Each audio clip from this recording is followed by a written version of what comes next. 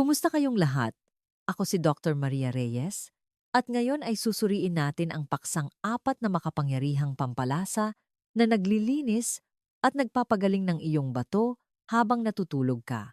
Tingnan mo, ang iyong mga bato ay nagtatrabaho sa magdamag, nagsasala ng dumi, naglilinis ng iyong dugo at nagpapanatili sa iyong buhay. Ngunit heto ang nakakatawa. Hindi sila nagrereklamo kapag nahihirapan sila.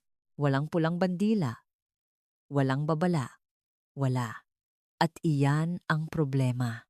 Sa oras na malaman mong may mali, nagawa na ang pinsala. Milyon-milyong Pilipino sa buong Pilipinas ang lumalakad ngayon na ang kanilang mga bato ay hirap na hirap. Walang ideya. Ngayon, paano kung sabihin ko sa iyo na apat na pampalasa sa iyong kusina ang maaaring maglinis at magpagaling ng iyong mga bato habang natutulog ka? Walang reseta, walang malaking gastos. Kalikasan lang ang gumagawa ng mahirap na trabaho magdamag.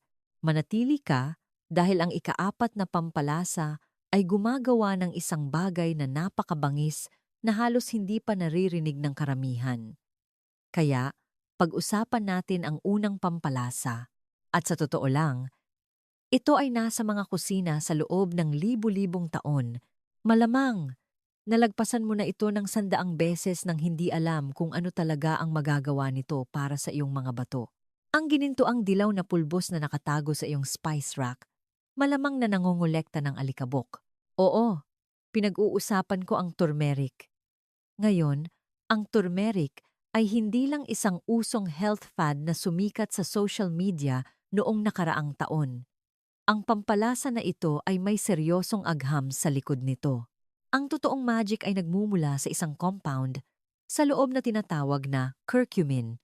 At ang curcumin ay sumasalakay sa mismong mga bagay na nagpapahina sa iyong mga bato sa paglipas ng panahon. Pamamaga, oxidative stress, pagtagas ng protina sa iyong ihi na tinatawag ng mga doktor na proteinuria.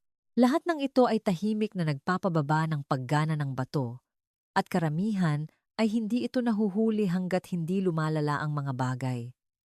Dito nagiging talagang interesante. Ang mga mananaliksik sa isang prestihiyosong unibersidad sa Pilipinas ay nagsagawa ng klinikal na pagsubok na sumusubok sa curcumin sa mga pasyenteng may talamak na sakit sa bato. Ang natuklasan nila ay kapansin-pansin. Ang mga pasyenteng umiinom ng turmeric supplements sa loob lamang ng 2 buwan ay nakakita ng pagbaba ng kanilang proteinuria ng 39%. Hindi iyan maliit na numero.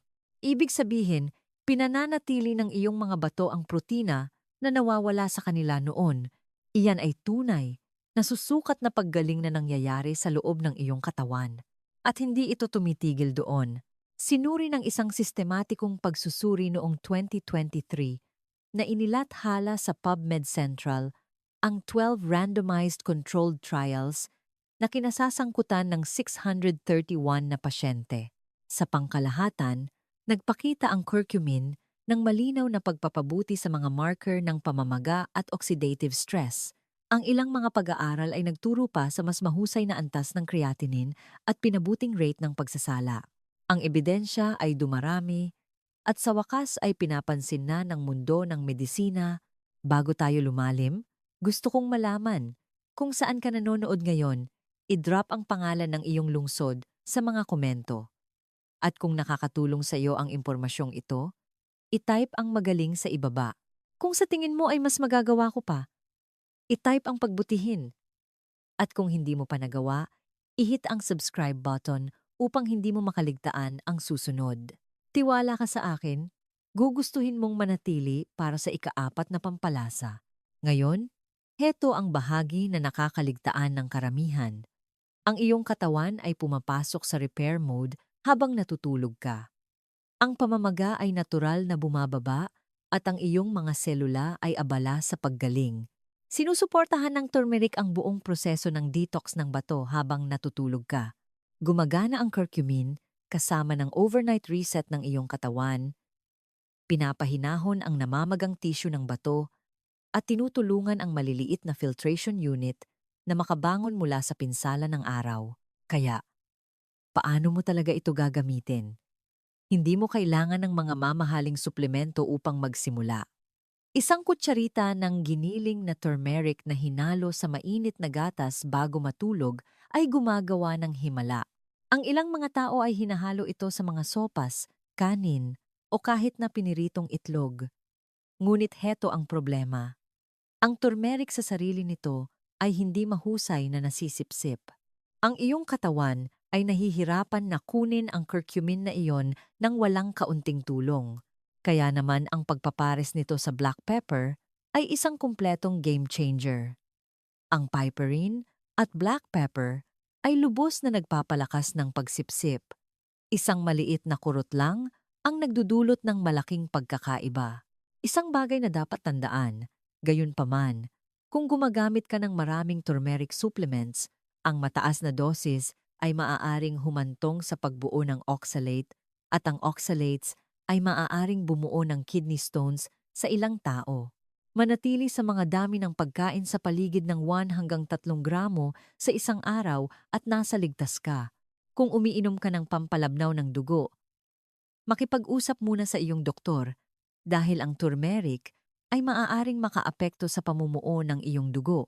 Ngayon, pinapamahalaan ng turmeric ang pamamaga tulad ng isang kampeon. Ngunit, heto ang deal. May isa pang tahimik na banta na sumasalakay sa iyong mga bato na ganap na nakakaligtaan ng karamihan at may kinalaman ito sa iyong blood sugar. Tingnan mo, kapag masyadong gumagalaw ang iyong blood sugar, hindi lang ito nakakasira sa iyong antas ng enerhiya. Ang mga pagtaas at pagbaba na iyon ay tahimik na sumisira sa maliliit na daluyan ng dugo sa loob ng iyong mga bato.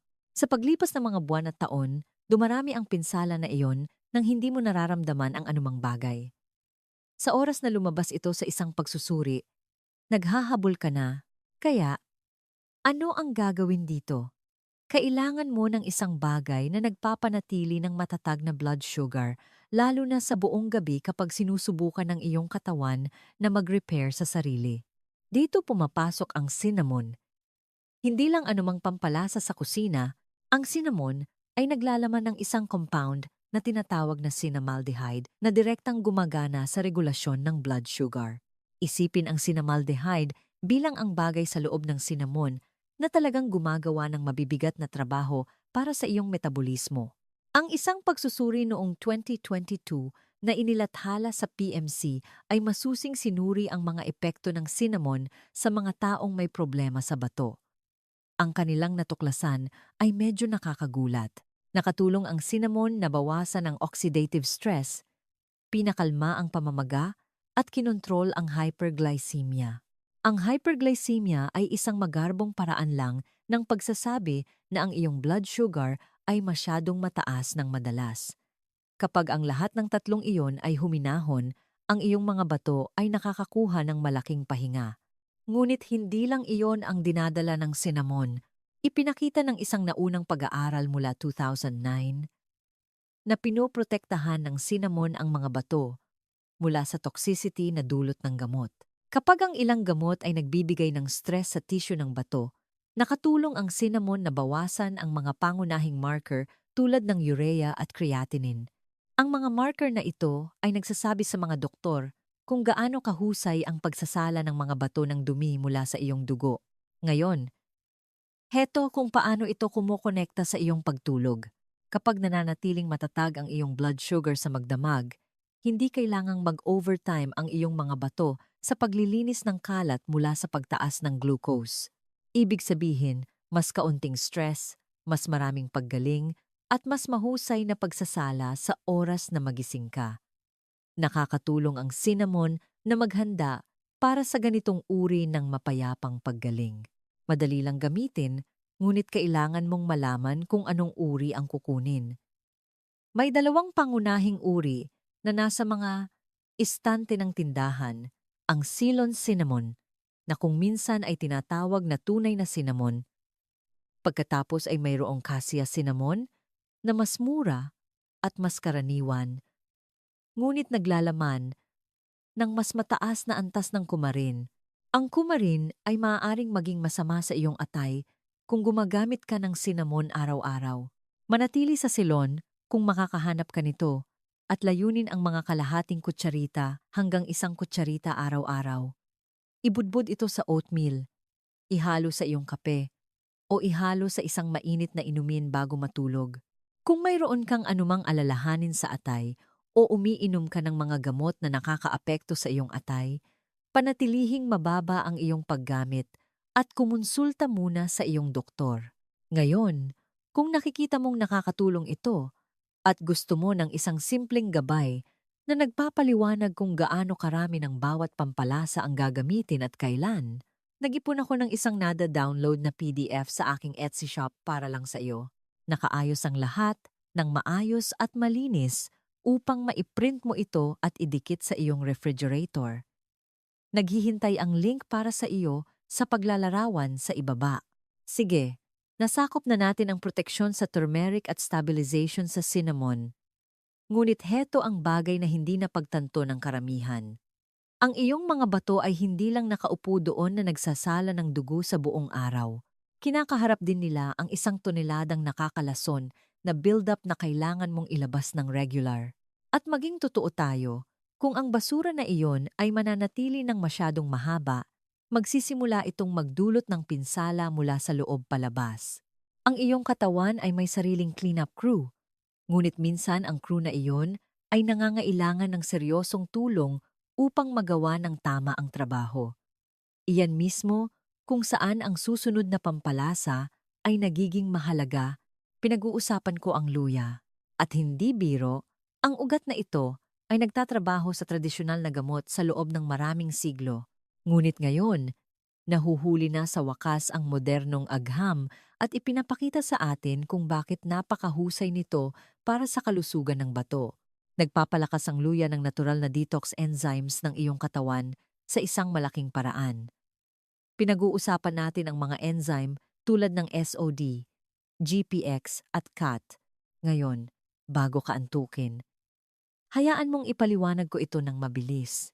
Ito ang mga built-in na tagapagtanggol ng iyong katawan laban sa oxidative stress na karaniwang pinsala sa cellular na dulot ng mga mapaminsalang molekula na gumagalaw sa iyong sistema. Kapag malakas ang pagtakbo ng mga enzyme na ito, pinapawi nila ang pinsala na iyon bago pa man sirain ang iyong tissue ng bato. Sinuri ng isang pag-aaral noong 2012 na inilathala sa Renal Failure Journal ang epekto ng luya sa paggana ng bato. Ang mga resulta ay medyo kahanga-hanga sa pangkalahatan. Sa parehong acute at chronic kidney models, nagpakita ang luya ng malinaw na pagpapabuti sa kung gaano kahusay ang paggana ng mga bato. Binaba nito ang mga marker ng pinsala at nakatulong na maibalik ang normal na aktibidad ng pagsasala. Ngunit heto, kung saan ito nagiging mas mahusay para sa iyong nightly routine. Binabawasan din ng luya ang tinatawag na lipid peroxidation. Iyan ay isang magarbong termino lang para sa kapag ang mga taba sa iyong mga selula ay inaatake ng mga free radicals at nagsisimulang masira. Ang ganitong uri ng pinsala ay lubhang nakakasira sa iyong mga bato sa paglipas ng panahon, lalo na kung hindi ka nakakakuha ng sapat na suporta sa antioxidant. Ngayon, isipin kung ano ang mangyayari kapag natutulog ka. Ang iyong katawan ay lumipat sa full-on repair mode at kasama dyan ang pagpapataas ng aktibidad ng detox. Ang luya ay nagbibigay ng turbo boost sa buong prosesong iyon. Nakakatulong ito sa iyong mga enzyme na umabot sa tuktok sa oras na pinaka-nakakailangan sila ng iyong katawan, nililinis ang dumi habang nagpapahinga ka. Ang paggamit ng luya ay madali lang kapag alam mo ang mga opsyon. Ang sariwang luya ay ang pinakapotente na paraan.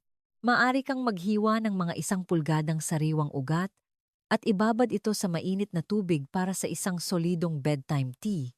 Kung hindi mo gusto ang sariwa, gumagana rin ang powdered ginger. Mga kalahating kutsarita na hinalo sa isang mainit na inumin o idinagdag sa iyong hapunan ay sapat na. Ang ilang mga tao ay nagkakayod pa ng sariwang luya sa smoothies o stir-fries upang maipasok ito nang walang abala. Ang susi ay gawing regular na bahagi ng iyong evening routine upang ang iyong mga bato ay makakuha ng suporta gabi-gabi. Isang paalala bago ka sumugod. Kung umiinom ka ng pampalabnaw ng dugo o anumang gamot na nakakaapekto sa pamumuo, kakailanganin mong konsultahin muna ang iyong doktor. Ang luya ay maaaring magpalabnaw ng dugo ng kaunti sa sarili nito. Kaya, ang pagsasama nito sa ilang gamot ay maaring hindi ang pinakamahusay na paraan nang walang pahintulot mula sa iyong healthcare provider. Kaya, ngayon mayroon kang turmeric na nagpoprotekta, cinnamon na nagpapatatag, at luya na naglilinis. Iyan ay isang solidong lineup. Ngunit paano kung sabihin ko sa iyo na may isa pang pampalasa na maaaring gawing mas mahirap ang lahat ng tatlo? Hindi lang kaunti. Pinag-uusapan natin ang isang seryosong pag-upgrade sa kung paano aktwal na sinisipsip at ginagamit ng iyong katawan ang lahat ng natutunan mo. Ito ay malamang na nasa iyong hapagkainan ngayon at iwinawagayway mo ito sa iyong pagkain sa buong buhay mo nang hindi nag-iisip. Yep, pinag-uusapan ko ang plain old black pepper. Ngayon, sandali bago mo isulat ito bilang isang bagay lang na panlasa. Ang black pepper ay naglalaman ng isang compound na tinatawag na piperine at ang piperin ay isa sa mga pinaka-underestimated na manlalaro pagdating sa kalusugan ng bato. Ginagawa nito ang dobleng tungkulin sa iyong katawan, gumagana bilang isang absorption booster at isang kidney protector sa sarili nito. Hayaan mong bigyan kita ng mabilis na agham. Sinuri ng isang pag-aaral noong 2024 na inilathala sa PubMed ang kung paano nakakaapekto ang piperine sa antas ng uric acid sa katawan. Kapag masyadong mataas ang uric acid, isang kondisyon na tinatawag na hyperuricemia, sinisira nito ang iyong mga bato sa paglipas ng panahon. Natuklasan ng pag-aaral na hinaharangan ng piperine ang mga transporter na responsable sa pagpapanatiling mataas ng uric acid. Ang mga transporter na ito ay tinatawag na URAT1 at GLUT9 at kapag pinigilan sila ng piperine, bumababa ang antas ng uric acid at nagsisimulang bumalik ang paggana ng bato. Hindi iyon maliit na benepisyo. Iyan ay tunay na proteksyon na nangyayari sa cellular level habang ginagawa mo ang iyong araw. Ngunit dito talaga nakakamit ng black pepper ang pwesto nito sa lineup na ito. Naalala mo ba noong pinag-usapan natin ang turmeric at kung paano hindi mahusay na nasisipsip ang curcumin sa sarili nito? Malaking problema ang sinusolusyonan ng piperine. Ipinapakita ng mga pag-aaral na ang pagdaragdag ng black pepper sa turmeric ay maaaring magpataas ng pagsipsip ng curcumin sa napakalaking halaga. Pinag-uusapan natin ang pagkakaiba ng gabi at araw sa kung gaano karami ng magandang bagay na iyon ang talagang nakakapasok sa iyong daluyan ng dugo at nakakarating sa iyong mga bato. Kaya, kapag ipinaris mo ang black pepper sa iba pang tatlong pampalasa, hindi ka lang nagdaragdag ng isa pang sangkap. Pinapalakas mo ang lahat ng iba pa na ginagawa mo na. Ito ay tulad ng pagkakaroon ng isang koponan kung saan ang bawat isa ay biglang gumaganap sa kanilang pinakamataas dahil ang isang manlalaro ay nagpapalabas ng pinakamahusay sa lahat ng ito. Kung nakakakuha ka ng halaga mula dito at gusto mong tulungan ang isang tao na maaaring nahihirapan sa mga issue sa bato na hindi nila alam, paboran mo ako at i-hit ang thumbs up button. Kalahating segundo lang ang kailangan, ngunit maaari nitong itulak ang video na ito sa isang taong talagang kailangang marinig ito ngayon. Ngayon, ang paggamit ng black pepper ay kasing simple ng anumang bagay. Isang maliit na kurot na idinagdag sa iyong mga pagkain o hinalo sa iyong turmeric drink ay sapat na. Hindi mo kailangang lumampas dito. Gawin lang itong isang ugali na maglagay ng kaunting black pepper sa tuwing gumagamit ka ng iba pang pampalasa, lalo na ang turmeric. Ang maliit na ugali na iyon ay nagbubuklod sa buong protocol na ito at tinitiyak na ang iyong mga bato ay nakakakuha ng buong benepisyo ng lahat ng inilalagay mo. Sige, kaya ngayon ay nasa iyong panig na ang lahat ng apat na pampalasa. Ang turmeric ay nagpoprotekta sa iyong mga bato mula sa pamamaga. Ang cinnamon ay nagpapanatili ng iyong blood sugar Ang luya ay nagpapalakas ng mga detox enzyme at ang black pepper ay tinitiyak na ang lahat ay nasisipsip ng tama. Ngunit ang pag-alam sa kanila ay isang bagay. Ang aktwal na pagpapatupad sa kanila gabi-gabi ay kung saan nangyayari ang tunay na mahika, kaya ipaliwanag ko ang isang simpleng routine na maaari mong simulan ngayong gabi nang walang anumang mamahaling kagamitan o komplikadong mga recipe. Ang pinakamadaling paraan upang pagsamahin ang lahat ng apat ay may twist sa golden milk. Malamang na narinig mo na ito noon. Ngunit ang bersyon na ito ay binuo partikular para sa iyong mga bato. Ganito ito. Initin ang isang tasa ng gatas o anumang alternatibong gatas na gusto mo. Haluin ang mga kalahating kutsarita ng giniling na turmeric at 1,004 kutsarita ng cinnamon. Magdagdag ng maliit na piraso ng sariwang ginadgad na luya o mga 1-2 kutsarita ng ginger powder. Pagkatapos, ay tapusin ito ng isang kurot ng black pepper, haluin ng mabuti at mayroon kang inumin na sumusuporta sa bato na handa na. Inumin ito mga 30 minuto bago ka matulog. Mahalaga ang tiempo na iyon dahil binibigyan nito ang iyong katawan ng maagang pagsisimula sa pagsipsip ng lahat habang nagpapahinga ka para sa gabi. Ngayon, kung hindi mo gusto ang golden milk, maaari kang gumawa ng mas simple na bedtime tea. Ibabad ang ilang hiwa ng sariwang luya sa mainit na tubig sa loob ng mga 5 minuto. Pagkatapos, haluin ang iyong turmeric at cinnamon. Ilagay ang black pepper at ayos ka na. Gusto ng ilang tao na magdagdag ng kaunting honey para bawasan ang anghang. At ayos lang iyon, basta panatilihin mo itong kaunti. Heto ang bagay na dapat mong tandaan. Gayunpaman, hindi ito isang magdamag na himalang lunas. Ang iyong mga bato ay hindi na stress sa isang araw at hindi rin sila babalik sa isang araw. Ang ginagawa mo dito ay ang pagbibigay ng tuloy-tuloy na suporta sa iyong katawan gabi-gabi upang mas mahusay itong makagawa ng trabaho nito sa paglipas ng panahon. Karamihan sa mga tao ay nagsisimulang mapansin ang banayad na pagbabago pagkatapos ng ilang linggo ng pagpapanatili nito. Siguro medyo mas maraming enerhiya sa umaga. Siguro mas kaunting pagpunta sa banyo sa hating gabi. Nagdaragdag ang maliliit na panalo na ito at ang mga ito ay senyales na nakakakuha ng suporta ang iyong mga bato na nawawala sa kanila. Ang susi ay gawin itong bahagi ng iyong nightly wind down ritual tulad ng pagsisipilyo. Kapag naging ugali na ito, hindi mo na iisipin pa. Ngayon, bago ka sumugod sa rutinang ito, mayroong ilang mga pagkakamali na maaaring makasira sa iyong pag-unlad nang hindi mo nalalaman. Nakita ko ang mga tao na ginagawa ang lahat ng tama at hindi pa rin nakakakuha ng mga resulta dahil sa mga simpleng pagkakamali na ito. Kaya, tiyakin natin na hindi ka isa sa kanila. Una ay ang pagkuha ng maling cinnamon. Karamihan sa mga grocery store ay nagtitinda ng cassia cinnamon dahil mas mura at mas madaling mahanap.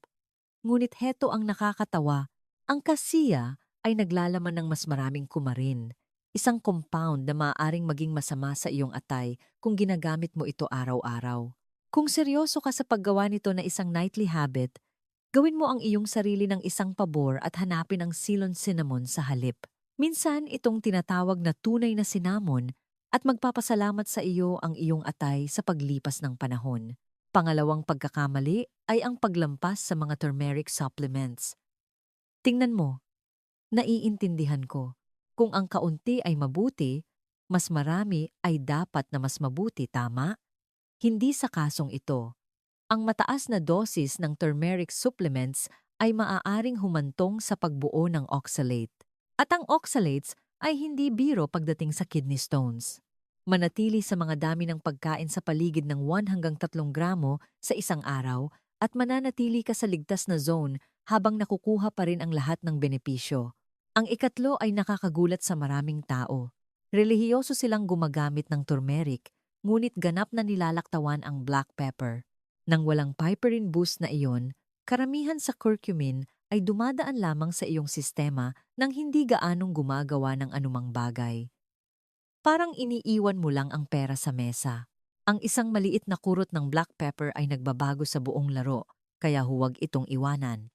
At ang ikaapat na pagkakamali ay ang pinakamadalas na dahilan ng pagkabigo ng karamihan, ang kawalan ng pagkakapare-pareho.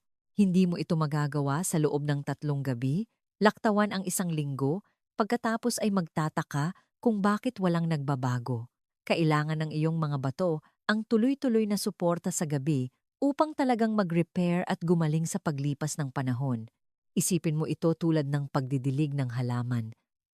Kung lalampas ka ng maraming araw, nagsisimula ka sa simula sa bawat pagkakataon. Hindi ito komplikadong mga pagbabago. Ito ay maliliit na pagbabago lamang na nagpapanatili sa iyong mga pagsisikap na hindi masayang. Gawin mo itong tama at inihahanda mo ang iyong sarili para sa tunay at pangmatagalang resulta. Kaya mayroon kang mga pampalasa, alam mo ang routine, at iniiwasan mo ang mga pagkakamali na nagdudulot ng problema sa karamihan. Ngayon, pag-usapan natin kung ano ang talagang nangyayari sa loob ng iyong katawan kapag nananatili ka dito gabi-gabi. Dahil heto ang deal, hindi ito ilang pangarap o payo na maganda pakinggan, ngunit hindi totoo. Sinusuportahan ito ng pananaliksik sa mga paraan na maaari mong aktwal na sukatin. Kapag nananatili kang pare-pareho sa turmeric, ipinapakita ng mga pag-aaral na ang mga marker ng pamamaga ay nagsisimulang bumaba sa loob ng ilang linggo. Ang sistematikong pagsusuri noong 2023 na may mahigit 600 pasyente ay nakatuklas ng tunay na pagpapabuti sa oxidative stress at mga tagapagpahiwatig ng paggana ng bato. Ang iyong mga bato ay hindi lang nagpapahinga. Talagang nagkakaroon sila ng pagkakataong makabawi sa lupa na nawala sa kanila sa loob ng maraming taon. Pinananatili ng cinnamon ang iyong blood sugar mula sa paggawa ng roller coaster na iyon sa magdamag, na nangangahulugan na ang maliliit na daluyan ng dugo ng iyong mga bato ay hindi sinasaktan habang natutulog ka. Sa paglipas ng panahon, nagdaragdag iyon sa mas kaunting pagkasira ng filtration system na nagpapanatili sa iyong buong katawan na malinis. Pinananatili ng luya ang mga detox enzyme na iyon na umaandar ng buong bilis. Nililinis ang mga produkto ng basura na kung hindi ay magtatambak at magdudulot ng pinsala. At tinitiyak ng black pepper na ang bawat butil ng iyong kinukuha ay talagang nakakarating sa kung saan ito kailangan sa halip na dumaan lamang. Ngayon isipin mo ito ilang buwan mula ngayon. Nagigising ka na may pakiramdam na mas magaan, marahil ay medyo mas may enerhiya. Ang mga pagpunta sa banyo sa hating gabi ay nagsisimulang lumayo. Hindi ka na naghihikahos sa iyong hapon tulad ng dati. Hindi ito random na pagbabago. Ito ay mga senyales na sa wakas ay nakukuha ng iyong mga bato ang tuloy-tuloy na suporta na kanilang kinakailangan. At ang pinakamagandang bahagi ay wala sa mga ito ang nangangailangan ng kumpletong pagbabago sa pamumuhay. Hindi mo tinatanggal ang lahat ng mahal mo o gumagastos ng malaking halaga sa mga mamahaling suplemento. Nagdaragdag ka lamang ng isang simpleng inumin sa iyong evening wind down at hinahayaan mong gawin ng iyong katawan kung ano ang alam na nitong gawin kapag nabigyan ng tamang kagamitan. Ang maliliit na ugali ay nagdaragdag sa paglipas ng panahon sa mga paraan na nakakagulat sa mga tao. Ang nararamdaman na walang espesyal ngayong gabi ay nagiging isang bagay na talagang nararamdaman mo sa iyong katawan pagkalipas ng ilang linggo. Iyan ang kapangyarihan ng pagkakapare-pareho at ang iyong mga bato ang unang magpapasalamat sa iyo para dito. Kaya, ayan na. 4 na pampalasa, isang simpleng nightly routine at maraming suporta sa bato na hindi maririnig ng karamihan. Hindi ka na nasa bangkang iyon. Mayroon ka ng kaalaman ngayon. At inilalagay ka niyan sa unahan. Heto ang gusto kong tandaan mo. Ang pag-aalaga sa iyong mga bato ay hindi nangangahulugang baligtarin ang iyong buong buhay. Ito ay tungkol sa mga maliliit, matatag na pagpipilian na ginagawa mo gabi-gabi na tahimik na nagdaragdag sa isang bagay na makapangyarihan. Kung gusto mo ng lahat ng ito na nakaayos sa isang simpleng gabay na maaari mong iprint at panatilihin sa iyong kusina, Nag-ipon ako ng isang nada-download na PDF sa aking Etsy shop na may eksaktong dami, mga recipe, at tiempo. Ang link ay nasa paglalarawan na naghihintay para sa iyo. At kung nakatulong ito sa iyo ngayon, isipin ng isang tao sa iyong buhay na maaaring gumamit din ng impormasyong ito. I-hit ang share button at ipasa ito. Hindi mo alam kung kaninong kalusugan ang maaari mong baguhin. Sige, alagaan mo ang iyong sarili. Simulan ngayong gabi at magkita tayo sa susunod.